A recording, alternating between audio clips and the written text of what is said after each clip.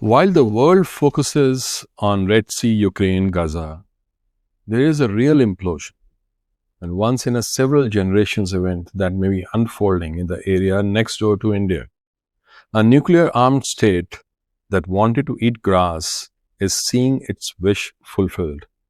But it is also unraveling right in front of our eyes and may impact India in many different ways. And it's just not India versus Pakistan. It's India versus the deep state and its allies. It may be including UK, many European nations, and also definitely China. Their strategy is to drag India into a long, exhausting war and disrupt the shift of global manufacturing and business from China to India as China reels under the tariff situation. They aim to scare investors, destroy supply chains, and break India's spine, all without firing a shot themselves. This is Drishtikone, a strategic lens on global politics. For those who don't just read headlines but want to analyze events as they happen, this is where you need to be. Today, we discuss the complexities facing India in its plans to fight Pakistan and its terror machinations. On April 28th, a transport plane of UK's Royal Air Force landed in Islamabad. Why? Carrying what? Interestingly, on this very day, the Indian Commerce and Industry Minister, Mr. Piyush Goyal, was in London for 2 days having discussions at strengthening bilateral trade and investment relations. Is it more than that? Is it a betrayal of India? Also on the same day, 6 Turkish C-130 transport planes with military cargo landed in Pakistan. What is Turkey really sending to Pakistan?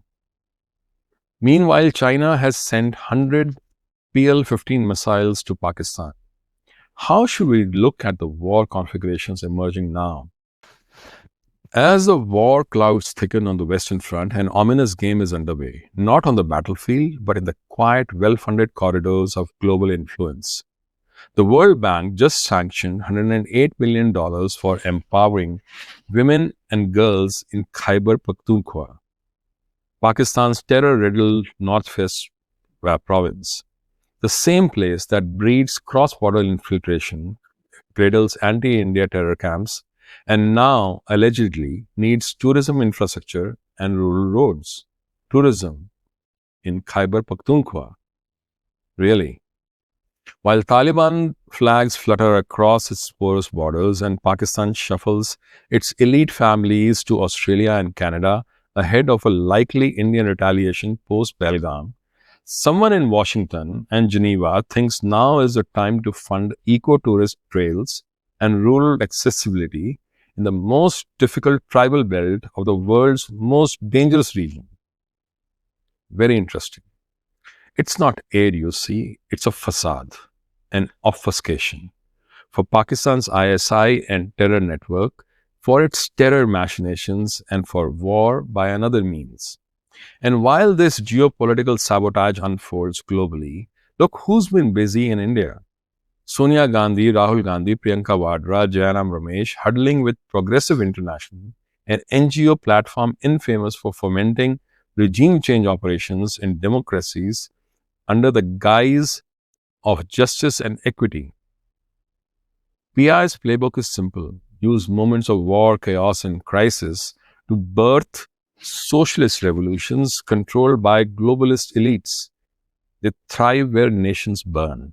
So ask yourself, when India finally moves to liberate POK and erase the terror networks festering on her doorstep, will she only fight Pakistan?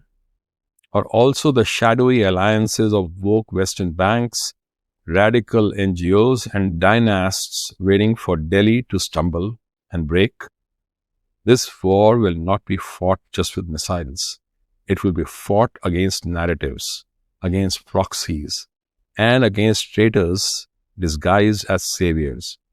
The deeper geopolitical context suggests that China, part of Western deep state, liberal European powers, and even Pakistan-Turkey nexus do not want India to rise. especially not under a strong global leadership like that of Mr. Modi.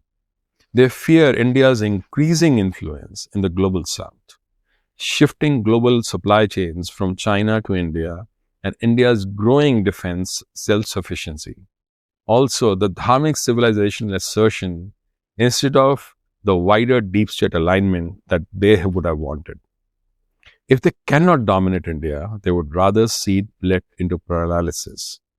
So you see, in the shadows of diplomacy and trade, a new axis has emerged, an axis that would rather see India bleed than be dominant.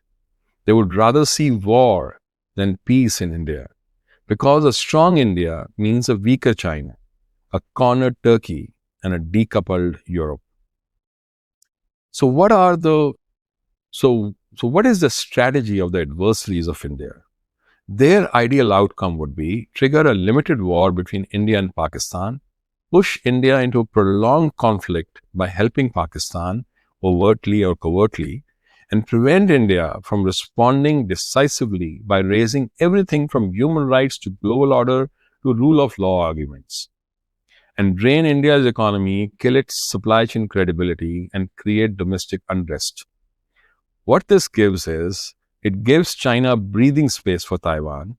Europe and deep state get the security of global manufacturing staying in China, Vietnam, and Bangladesh and not moving to India. An Islamist axis between Pakistan and Turkey, which gives them an ideological victory and disruption. But what would be India's core objectives? Given what the adversaries are really aiming for, the question that we really need to ask is, what would India really want? What India wants is a quick, decisive, multi-domain victory with minimum attrition, maximum deterrence, and complete strategic surprise. All this to prevent a prolonged war that the global actors can exploit. So what should India go for? In our opinion, India must prepare and act on a 30-day integrated warfare doctrine using kinetic, covert, and hybrid triad. Let's try and work on it. The kinetic warfare strategy will have to be focused on two theaters, the Western Front, POK, and then the Maritime theater. The Western Front, India should use the Meteor S-400, Spider, laser shields, all the weapons that India has to destroy Pakistani Air Force assets in the first 72 hours. Use precision strikes, a brimstone-like Israeli munitions on ISI headquarters, terror camps, and forward ammo dumps and drone bases. Use suicidal drone swarms and loitering munitions to disrupt without going for escalation. In POK, India should capture or dominate key terrain, Haji Pir, Neela Valley, heights over Muzaffarabad. And even though initially it may not hold territory, but it should inflict deep losses and make reoccupation extremely costly. On the maritime front, India should blockade Karachi and Gwadar for at least 10 days. Use submarines plus drones to disrupt maritime oil flow. Remember, 95% of Pakistan's trade passes through Karachi port and Port Qasim, and increasingly it is moving towards Gwadar. So a blockade means choked imports of oil, machinery, raw materials, food, etc., which will lead to fuel shortages, energy blackouts, shutdown of industries, price inflation, and food insecurity, and collapse of the fragile export supply chains, which includes textiles, rice, etc. This will push Pakistan to have reliance on landlocked or dangerous overland routes via Iran or Afghanistan, both of which are unstable and logistically unsustainable. This can also lead to global powers who will hesitate to come to Pakistan's aid if its sea access is really sealed off. So for India, this will be a big win. You see, total naval dominance in Arabian Sea With that, Indian Navy will control the trade lanes and chokes Pakistan's naval and trade arteries. It will lead to a collapse of war logistics for Pakistan. Without fuel and imports, Pak's army war machine really grinds to a halt. It will also create a psychological and diplomatic pressure. The blockade without full war allows India to force surrender or terms without high casualties. And it also discredits China's BRI.